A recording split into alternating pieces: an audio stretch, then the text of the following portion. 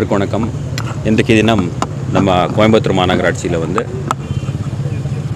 மாநகராட்சி பகுதியில் இருக்கிற கிட்டத்தட்ட 1,00,000க்கு மேற்பட்ட இருக்கிற இந்த தெருநாய்களுக்கு ஒரு anti rabies vaccine ARV vaccine உண்டான ஒரு பிளான் பண்ணிவிட்டு மாநகராட்சி பகுதியில் இருக்கிற அனைத்து ஸ்ட்ரே டாக்ஸுக்கு இந்த ஏஆர்வி வேக்சின் வழங்குறதுக்கு உண்டான ஒரு திட்டம் இன்றைக்கி ஆரம்பிச்சிருக்கோம்.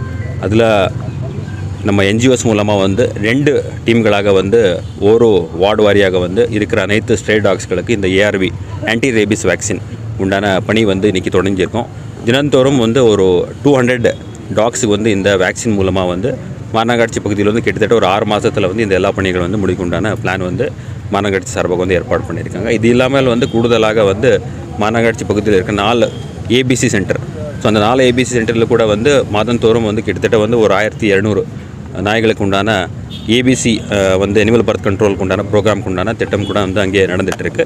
இந்த 2 ப்ரோக்ராம்கள் மூலமாக மாநகராட்சியில் இருக்கிற அனைத்து ஸ்ட்ரே டாக்ஸுகளுக்கு உண்டான இந்த பணி தொடர்ந்து நம்ம இது பண்ணியிருக்கோம். இது இல்லாமல் நம்ம மாவட்டத்தில் இருக்கிற ஈவன் டவுன் பஞ்சாயத்து மற்றும் நகராட்சி பகுதியில் கூட இந்த ஆன்டி ரேபிஸ் வேக்சின் எல்லா தெருநாய்களுக்கு வழங்குறதுக்கு உண்டான பணி ஆல்ரெடி நம்ம ஆரம்பிச்சிருக்கோம். இது முழுமையாக அடுத்த 6 மாதம் 10 மாத காலங்களத்தில் நம்ம மாவட்டத்தில் இதுக்கு உண்டான எல்லா பணிகள் எடுத்துருக்கோம். வார்டு வைஸ் இது பண்ணி ஒரு ஜோனில் இருக்கிற வார்டு வைஸாக பண்ணி இதில் நீங்கள் பார்த்தீங்கன்னா ஒவ்வொரு தெருநாய்க்கு ஒரு மார்க்கர் பண்ணுறோம். ஏன்னா அந்த மார்க்கர் கிட்டத்தட்ட ஒரு 15லேருந்து 20 நாள் வரைக்கும் இந்த மார்க்கர் இருக்கும். இது எதுக்காகனா ஒரு தெருநாய்க்கு நம்ம பண்ணியிருக்க அந்த ஏஆர்வி இண்டிகேஷன் டூப்ளிகேஷன் அவாய்ட் பண்ணுறதுக்கு மற்றும் அந்த ஏரியாவில் இருக்கிற எல்லா டாக்ஸும் சேச்சுரேட் பண்ணுறதுக்கு ஒரு வார்டில் கிட்டத்தட்ட ஒரு 200-300 டாக் இருக்குது அப்படின்னு நம்ம வச்சுட்டோம்னா அந்த 300 டாக் முழுமையாக கவர் பண்ணி அடுத்து அடுத்த பகுதிக்கு கொண்டு போக உண்டான ஒரு முயற்சி. அரசு மருத்துவமனையில் எவ்வளோ பேர் ரேபிஸ் நோயில் சிகிச்சை பெற்றுருக்காங்க? இந்த ரேபியஸுக்கு இதுக்கு அதுக்கு தனியாக ஒரு விங்கே அங்கே ஒதுக்கப்பட்டிருக்கு.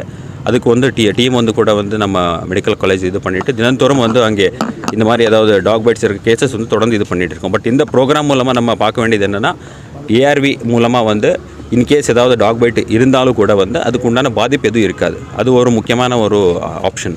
செகண்ட் நம்ம இந்த ஸ்ட்ரே டாக்ஸுக்கு உண்டான அனிமல் பர்த் கண்ட்ரோல் ப்ரோக்ராம் கூட தொடர்ந்து மாநகராட்சி பகுதியில் நடந்துகிட்ருக்கு. இது 2 ப்ரோக்ராம் நம்ம தொடர்ந்து பண்ணும்போது தான் இந்த ஸ்ட்ரே டாக்ஸ்க்கு உண்டான ஏதாவது பைட் இருந்தாலும் சரி ஏதாவது எஃபெக்ட் ஆனாலும் கூட அது குறைக்கிறதுக்கு இது ஒரு லாங் ப்ராசஸ். இது ஒரே மாதத்தில் 2 மாதத்தில் நம்ம முழுமையாக இதுக்கு உண்டான எஃபெக்ட் இது பண்ணாமல் என்ஜிஓட நம்ம இணைந்து அனிமல் வெல்ஃபேர் போர்ட் ஆஃப் இந்தியாவுடைய கைட்லைன்ஸ் என்ன இருக்குது அதன் அடிப்படையில் தான் இந்த பணிகள் நடந்து. கோவையை பொறுத்த வரைக்கும் எல்லா பகுதியிலுமே திருநாய்களோட எண்ணிக்கை ரொம்ப ஜாஸ்தியாக இருந்துச்சு. பொதுமக்கள் யாருமே நைட் நேரத்தில் நடக்க முடியாத ஒரு சூழல் தான். அது இந்த ஏரியா அந்த ஏரியாவில் பரவலாக இருக்குது. என்ன பண்ணிட்டு இல்லை இதில் நீங்கள் பார்த்தீங்கன்னா தெருநாய்களுடைய ஃபஸ்ட்டு நம்ம சென்சஸ் எடுக்கணும்.